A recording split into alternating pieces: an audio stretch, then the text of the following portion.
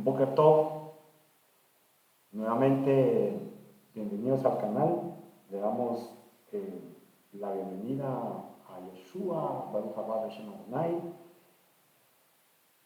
Baruch Haba, ciertamente es bendito el que viene en el nombre de Adonai. Lo reconocemos en este canal y en esta ocasión quiero continuar rápidamente, por cuestiones de tiempo, en nuestra lectura diaria sobre el libro Jesús y sus primeros discípulos. Esta es nuestra segunda lectura y vamos a continuar leyendo donde nosotros hicimos la pausa. Y hablábamos que había que, las dos preguntas que hay que contestar son qué tipo de información sobre Jesús podemos encontrar en Q y qué aporta Q al conocimiento de Jesús. Bueno, respecto a la pregunta 2, a la pregunta 1, ¿qué tipo de información sobre Jesús contiene el documento Q? El interés del documento Q para el estudio del Jesús histórico se debe en gran medida a que facilita el acceso a un estadio de la tradición sinóptica anterior a la redacción de los evangelios actuales. Fíjese, una tradición anterior a la redacción de los evangelios actuales. Eso es muy importante. Esta posibilidad tiene dos ventajas importantes para quien estudia la figura de Jesús. Por un lado, le permite acceder a una fuente más cercana al objeto de su estudio, por supuesto. Y por otro, le ofrece una versión previsiblemente menos reelaborada. ¿Sí? Mire qué interesante. De la tradición de Jesús. Menos reelaborada. Es decir, ese documento está como que en sus primeras versiones, porque no sabemos cuántas versiones tuvieron del documento, cuando se dicen tradiciones menos reelaboradas es sin ninguna añadidura probable y sin ninguna interpretación probable, sino tal cual lo pudo haber dicho, que eso al final es lo que queremos. Ahora bien, el alcance real de estas hipotéticas ventajas depende de que sea posible reconstruir dicha fuente, de que podamos conocer su proceso de composición y de la naturaleza literaria del documento reconstruido. Los estudios recientes sobre Q han explorado estos tres problemas y conviene tener en cuenta sus resultados para aclarar qué tipo de información sobre Jesús podemos encontrar en dicho documento. La reconstrucción del texto de Q. El acceso a una fuente literaria anterior a los evangelios actuales depende de la posibilidad de reconstruir dicha fuente y de la fiabilidad de dicha reconstrucción. Si realmente fuera posible reconstruir el texto de Q de forma fiable, entonces tendríamos acceso a una antigua colección de dichos de Jesús que nos permitiría conocer la forma que estos tenían antes de haber sido reelaborados por Mateo y por Lucas. ¿Sí? Mire qué interesante. Acá tiene una nota al pie y lo estoy leyendo y dándole los créditos que corresponde al autor. El autor es, como lo dije, Santiago Guijarro, así que Santiago, si alguna vez nos escuchas en España, queremos decirte que estamos leyendo tu libro simplemente como un material de estudio, no es para sacar ningún provecho económico del asunto, sino más bien leerlo y aprender de lo que tú escribes y pues que cada uno saque sus conclusiones. Aquí nos definimos como estudiantes, así que si alguna vez nos ves, te mandamos saludos. Acá tiene una nota. Un aspecto muy importante de esta reconstrucción consiste en determinar la extensión de Q. Afortunadamente existe bastante consenso sobre los investigadores sobre este punto. ¿Okay? Entre ellos está C.M. Tuckett, Q, and the Historical Jesus. Muy bien. y algunos otros títulos en alemán. Muy bien. Las primeras reconstrucciones de Q fueron, de hecho, motivadas por este deseo de acceder a una fuente más cercana. Claro, para todos los que queremos oír las palabras y dichos de él de una forma original, por supuesto que estamos interesados en conocer y acercarnos más a él de lo que pudo salir de sus labios. No me quiero adelantar porque quiero llevarlo de la mano en esta lectura y no quiero ser concluyente. Por eso cuando digo que no quiero ser concluyente es porque debemos de ser muy cuidadosos en el estudio de las escrituras. Yo no comparto y la verdad es que no me siento cómodo con personas que hablan de las escrituras pero carecen de los conocimientos más básicos para poder ser concluyentes, y lo que más tenemos nosotros en el medio que alguien quiera hablar, interpretar las escrituras, es que les gusta hacer dogmas y les gusta ser concluyentes cuando hay un tema que está, yo diría, en proceso de investigación, ¿verdad? Lo que quiero decirles es que creo que no deberíamos de ser concluyentes, sino más bien hacer acercamientos a la verdad, que creo que nos queda mejor, hacer acercamientos a la verdad y no ni presumir ni proclamar que la verdad es tal cual, sino un acercamiento a la verdad, porque definitivamente que nadie tiene la verdad absoluta.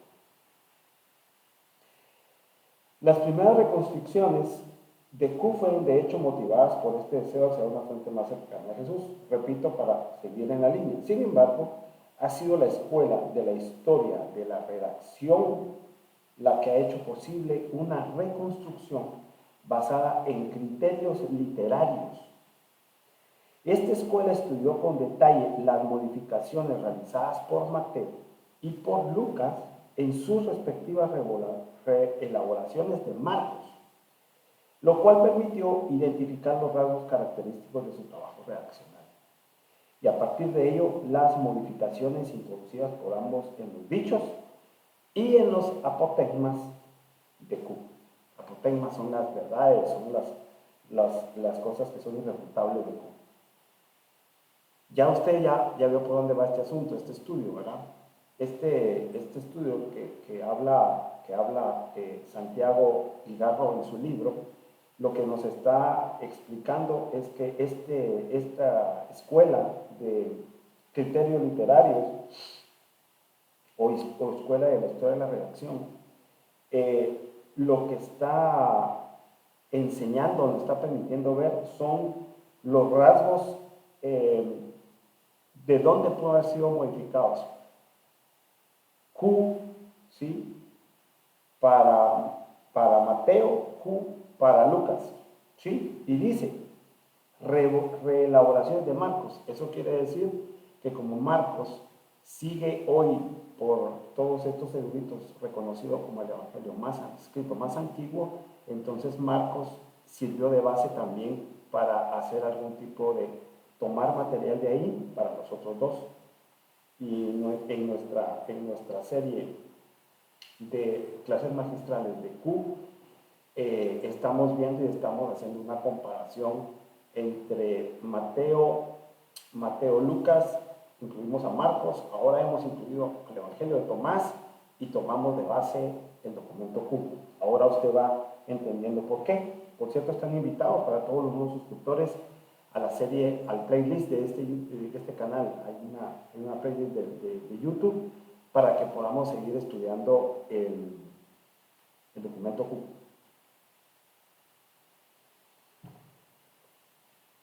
Dice, de los varios intentos para reconstruir el documento Q, ninguno ha sido tan sistemático y ambicioso como el llevado a cabo recientemente en el marco del International Q Project, IQP. Dicho proyecto comenzó en 1983 y se ha materializado en la publicación de una edición crítica de Q en el año 2000. ¿Sí? Desde que fue publicada, esta reconstrucción se ha convertido en referencia obligada para los estudiosos de Q. El sólido trabajo que hay detrás de ella justifica la confianza que se ha puesto en esta nueva reconstrucción. ¿Qué le parece? Con todo, a la hora de utilizarla como fuente para el estudio sobre Jesús histórico, es necesario tener presentes sus limitaciones. En primer lugar, es necesario precisar en qué sentido puede decirse que se trata de una edición crítica. Si por edición crítica entendemos, como es habitual, la reconstrucción de un texto antiguo a partir de los diversos manuscritos o versiones existentes. Hay que decir que esta tarea es imposible en el caso de Q. Cuando la crítica textual emprende la tarea de reconstruir el texto, los evangelios cuentan con manuscritos que fueron copiados con intención de ser fieles al texto que copiaban. En el caso de Q, sin embargo, ni siquiera tenemos constancia de una traducción manuscrita.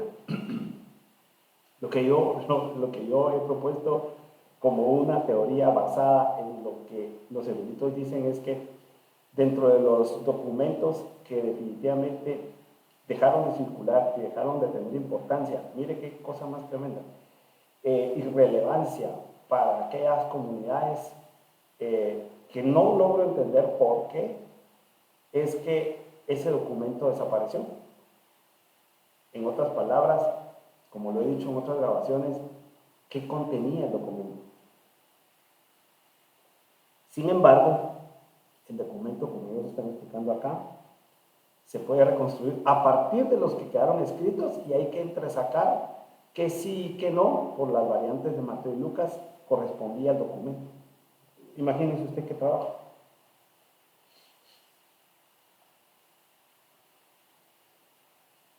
Fíjese que aquí hay una nota y mire qué interesante lo que aquí nos propone Santiago. Nos pone una nota, dice Frenchowski, entiendo que es un erudito alemán, en su libro Tal en alemán, considera incluso la posibilidad de que se tratara de un escrito privado, lo cual explicaría su poca difusión. Interesante punto. Un escrito privado tiene sentido si usted lo ve con la óptica del Imperio Romano. Tiene mucho sentido si usted lo ve así, que fuera algo que se escribió para compartir, no ahora como lo estamos haciendo abiertos al mundo en YouTube, sino en privado, solo para algunos, no de difusión pública. Tiene mucho sentido. Lo que encontramos en Mateo y Lucas no es una copia fiel de dicho manuscrito, eso es bien importante, sino una versión bastante reelaborada de este documento, que hace la tarea de su reconstrucción mucho más compleja.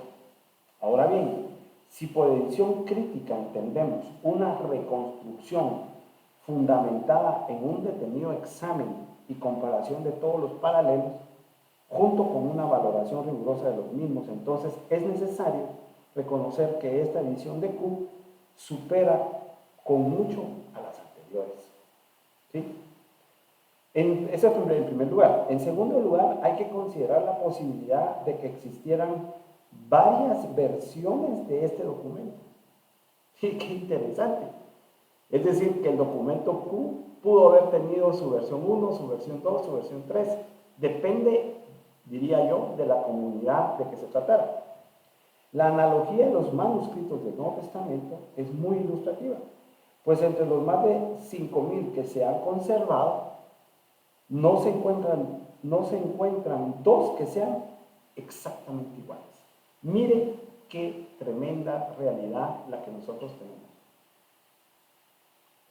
Ahora usted comienza a entender por qué yo insisto mucho en que debemos de atender y volver a ver a los dichos de Yeshua. Imagínese usted, de 5.000 manuscritos del Nuevo Testamento que se han conservado, encontrado, etc., no hay dos iguales. Y vamos a partir de la premisa, vamos a hacer, quiero ser en este caso, pensar bien y no pensar en la iglesia. Digamos que se equivocaron copiándolas. Y digamos que tenían el objetivo, como dice Santiago, de mantenerlos iguales del que estaban copiando. No quiero pensar más allá de lo que las evidencias me dan, como por ejemplo los casos de las deliberadamente adiciones de ciertas iglesias más adelante. Porque, bueno, habría que ver de qué tiempo son estos manuscritos si no corresponden a esas adiciones que le hicieron, por ejemplo, a Mateo. Pero bueno, si tenemos en cuenta que los copistas de los manuscritos del Nuevo Testamento tenían interés en ser fieles, es lo que le decía, a los originales que copiaban, y que muy probablemente esto no era tan importante para los copistas de Q, hemos de pensar que las copias del documento Q que utilizaron Mateo y Lucas diferían en sí mismas que los manuscritos de los evangelios. Imagínense usted, los autores de la edición crítica de Q son conscientes de esta dificultad y por eso afirman que su intención es reconstruir un texto arquetípico, es decir, de donde pudo haber salido los dichos originales para estos dos, a ver si logran hacer uno. Y es posible que, no sé, yo he visto dos de dos diferentes autores de Q, pero no he visto que digan esta es la versión 1 y esta es la versión 2. Es decir, un texto con los elementos que contendría la versión más antigua de Q, porque eso es lo que queremos. Entre más antigua, entre más nos vamos hacia atrás en el tiempo, entonces sería de gran utilidad para nosotros acercarnos a los tiempos de los años 30, donde Yeshua habló y enseñó. ¿Sí? Ok. Dice, contendría la versión más antigua de Q que habría llegado a Mateo y Lucas en dos recensiones diversas. Es importante tener esto en cuenta para no caer en la ilusión de pensar que una reconstrucción de Q es una reproducción exacta del texto de Q. O sea, ¿qué piensa usted? El texto de Q desapareció porque era irrelevante para los primeros, para esa comunidad original de Yeshua. No me atrevo a pensar, yo no puedo pensar que fuera irrelevante los dichos del Mesías. Algo más hay por ahí que quizás nunca sepamos. Pero para que algo tan importante desapareciera o se quemara, algo tuvo que haber sucedido. Así pues, las diversas reconstrucciones de Q, y en especial la reciente edición crítica publicada por el IQP, muestran que es posible conocer con bastante probabilidad el contenido y la forma de este documento. Esta reconstrucción puede utilizarse como fuente para el estudio de la figura histórica de Jesús, siempre que no se olvide su carácter hipotético y que se utilicen con ciertas precauciones. Básicamente eso es, creo que parte de lo que quería continuar hoy sobre la reconstrucción del texto Q. Quizás lo que debemos de poner en perspectiva es que no podemos simplemente como estudiosos, al menos en particular, esto lo utilizo mucho para estudiar el judaísmo de Jesús y hacer un acercamiento a su judaísmo, es porque yo se lo he dicho, si acá tenemos letras y comprobaciones de eruditos que nos dicen que de 5,000 manuscritos del Nuevo Testamento no han encontrado dos iguales, pues no pretendamos encontrar traducciones de la Biblia que sean ¿fieles a qué? Fieles a 5,000 manuscritos diferentes. Eso sería en todo caso cuando los que redactan las Biblias dicen, miren, soy fiel al texto. Sí, ¿a cuál texto? Porque hay por lo menos 5,000, dice aquí Santiago Vigarro. Entonces, ¿fieles a cuáles? Entonces las Biblias que utilizamos nosotros al final no son fieles a uno, ¿Son fieles a cuál? ¿A cuántos? Sería la pregunta. Eso es uno. A eso me refiero cuando les digo que no hay una Biblia que hoy podamos decir, esta es la que vamos a usar. No hay, no existe esa Biblia. Y segundo, aparte de estos problemas de texto, nos encontramos con las travesuras y las infamias de la iglesia. Entonces, perdón para los que consideran que la iglesia es una institución santa, no sé qué más adjetivo le ponen, pero lo que menos le encuentro yo es que sea santa y todo los demás adjetivos. No creo que la iglesia y sus hijas, les llamo yo, tengan como objetivo hablar de la verdad sobre Mashiach. Porque así si fuera, yo no estaría sentado acá y estaría muy bien ilustrado por los intereses por revelar a Mashiach, ¿verdad? Pero eso le puedo decir que no es así. Muy bien, vamos a continuar en nuestros espacios de lectura. Espero que estemos llegando a su mente y a su corazón, a su led, para que abra sus ojos y despierte a esta realidad. Así que, Boker Tov y Shalom hasta donde se encuentre.